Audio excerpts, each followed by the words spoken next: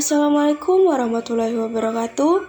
Perkenalkan, nama saya Tirta Nindya Putri dengan NIM A401221009, perwakilan dari kelompok 4 yang beranggotakan 4 orang. Yang pertama, saya sendiri, dan yang kedua ada Niluna Frijayanti dengan NIM A401221095, dan yang ketiga ada Lutfia Mahmudah dengan NIM A401221005, dan yang terakhir ada Wahyu Pratama dengan NIM A401221118. Kami adalah mahasiswa Prodi Pendidikan Guru Sekolah Dasar, Fakultas Keguruan dan Ilmu Pendidikan Universitas Tadulako. Di video kali ini, saya akan memaparkan materi yang berjudul Strategi Pembelajaran yang ditugaskan oleh dosen kami, Ibu Zulnurain SPD MPD, pada mata kuliah Teknologi Pembelajaran.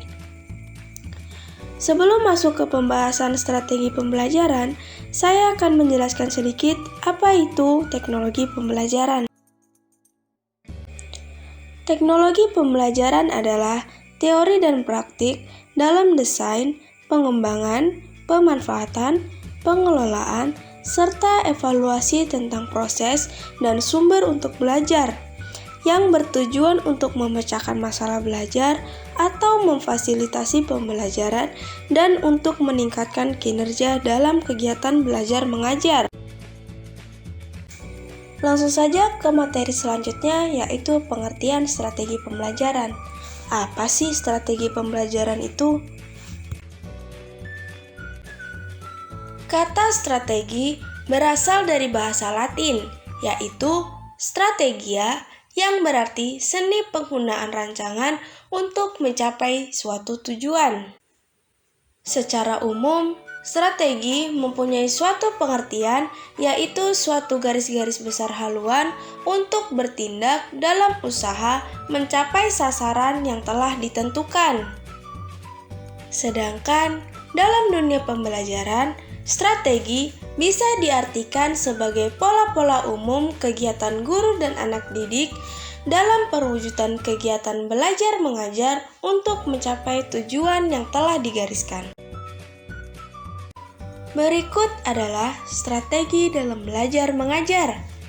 Yang pertama, mengidentifikasi serta menetapkan spesifikasi dan kualifikasi perubahan tingkah laku dan kepribadian anak didik sebagaimana yang diharapkan.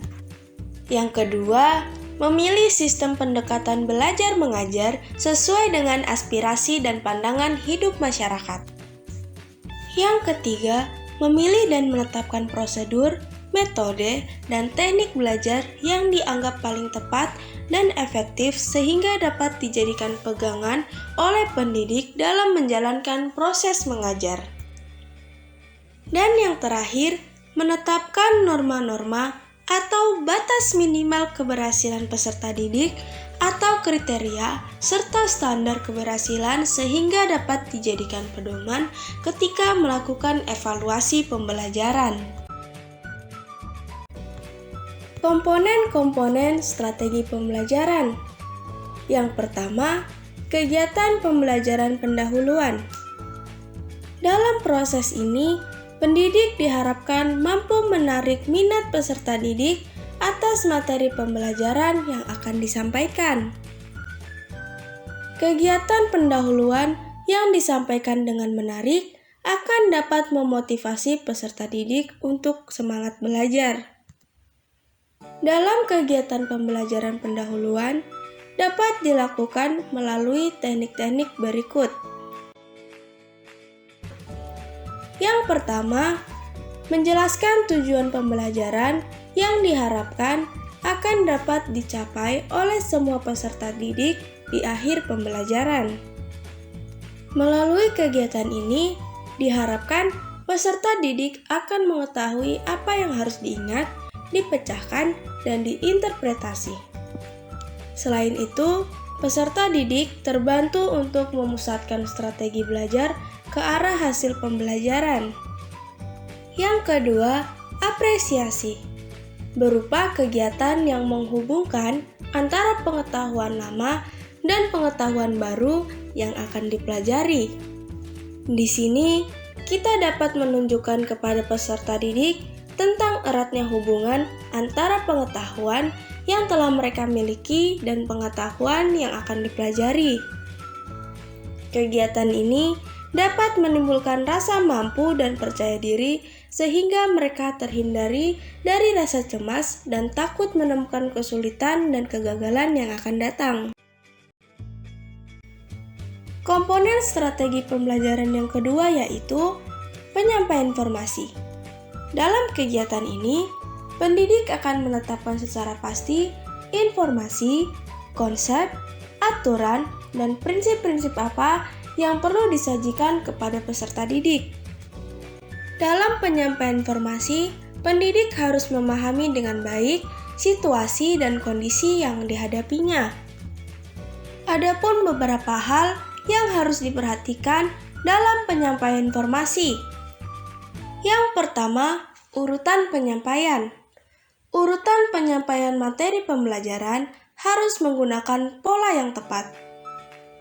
Urutan diberikan berdasarkan tahapan berpikir dari hal-hal yang bersifat konkret ke hal-hal yang bersifat abstrak, atau dari hal-hal yang sederhana ke hal-hal yang lebih kompleks. Yang kedua, ruang lingkup materi yang disampaikan. Umumnya, ruang lingkup materi sudah tergambar pada saat menentukan tujuan pembelajaran. Apabila tujuan pembelajaran berisi muatan tentang fakta, maka ruang lingkupnya lebih kecil dibandingkan dengan tujuan pembelajaran yang berisi tentang suatu prosedur. Yang ketiga, partisipasi peserta didik. Partisipasi peserta didik sangat penting dalam proses pembelajaran. Proses pembelajaran akan lebih berhasil apabila peserta didik secara aktif melakukan latihan-latihan secara langsung dan relevan dengan tujuan pembelajaran yang sudah ditetapkan. Yang keempat, tes. Ada dua jenis tes yang digunakan oleh kebanyakan pendidik, yaitu pre-tes dan post-tes. Secara umum, tes digunakan oleh pendidik untuk mengetahui apakah tujuan pembelajaran khusus telah tercapai atau belum, dan apakah keterampilan dan sikap telah benar-benar dimiliki peserta didik atau belum. Dan yang terakhir, kegiatan lanjutan. Kegiatan lanjutan secara prinsip ada hubungannya dengan hasil tes yang telah dilakukan.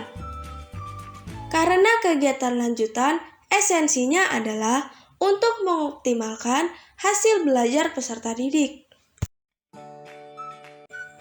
Berikut adalah kegiatan yang dapat mengoptimalkan hasil belajar peserta didik. Yang pertama, memberikan tugas latihan yang harus diselesaikan di rumah. Yang kedua, menjelaskan kembali materi pelajaran yang dianggap sulit oleh peserta didik. Yang ketiga, membaca materi tertentu. Dan yang terakhir, memberikan motivasi dan bimbingan belajar. Berikut adalah prinsip-prinsip penggunaan strategi pembelajaran. Setiap strategi pembelajaran memiliki kekhasan dan keutamaan sendiri-sendiri. Tidak ada strategi pembelajaran tertentu yang lebih baik dari strategi pembelajaran yang lain. Untuk itu, pendidik harus pandai dalam menentukan strategi pembelajaran sesuai dengan keadaan. Ada 4 prinsip yang harus diperhatikan pendidik dalam penggunaan strategi pembelajaran, yaitu yang pertama, berorientasi pada tujuan. Dalam sistem pembelajaran ini, tujuan adalah komponen utama. Segala aktivitas pendidik dan peserta didik mestilah diupayakan untuk mencapai tujuan yang telah ditentukan. Karena Keberhasilan suatu strategi pembelajaran dapat dilihat dari keberhasilan peserta didik mencapai tujuan pembelajaran. Yang kedua, aktivitas. Belajar tidak hanya menghafal sejumlah fakta atau informasi, tapi juga berbuat, memperoleh pengalaman tertentu sesuai dengan tujuan yang diharapkan. Karena itu, strategi pembelajaran harus dapat mendorong aktivitas peserta didik, baik aktivitas fisik maupun aktivitas bersifat psikis seperti aktivitas mental. Yang ketiga, individualitas. Mengajar adalah suatu pengembangan setiap individu peserta didik. Walaupun pendidik mengajar sekelompok peserta didik, namun pada hakikatnya yang ingin ia capai adalah perubahan perilaku setiap peserta didik. Pendidik dinyatakan berhasil apabila ia menangani 40 peserta didik dan semuanya berhasil mencapai tujuan, dan sebaliknya, apabila yang tidak dapat mencapai tujuan 35 peserta didik, maka dikatakan pendidik tersebut tidak berhasil. Yang terakhir, integritas. Mengajar harus dipandang sebagai upaya pengembangan seluruh pribadi peserta didik. Dengan demikian, mengajar bukan hanya mengembangkan kemampuan kognitif saja, tetapi juga mengembangkan aspek efektif dan aspek psikomotor. Oleh karena itu, strategi pembelajaran mencakup kognitif, efektif, dan psikomotorik secara terintegrasi. Dari materi yang telah kami paparkan, dapat kita pahami bahwa strategi pembelajaran adalah haluan dalam sistem pembelajaran untuk mencapai tujuan yang telah ditentukan. Di dalam strategi pembelajaran, ada 4 dasar yang harus diterapkan dalam proses belajar mengajar, yaitu 1. Mengidentifikasi perubahan tingkah laku peserta didik. Yang kedua, memilih sistem pendekatan belajar mengajar. Yang ketiga, menetapkan teknik belajar mengajar. Dan yang keempat, menetapkan standar atau kriteria keberhasilan peserta didik. Kemudian, dalam strategi pembelajaran, ada komponen-komponen yang mengatur proses belajar mengajar, yakni pendahuluan dan penyampaian informasi.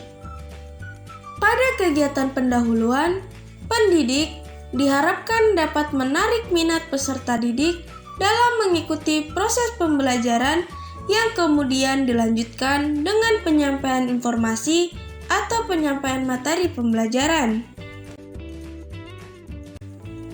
Sekian pemaparan materi tentang strategi pembelajaran yang dapat kami sampaikan. Terima kasih kepada teman-teman yang sudah menonton sampai akhir. Semoga materi yang kami sampaikan dapat diterima dan difahami dengan baik. Saya, selaku perwakilan dari kelompok 4, memohon maaf apabila terdapat kesalahan dari penulisan maupun dari pengucapan. Saya akhiri, wassalamualaikum warahmatullahi wabarakatuh.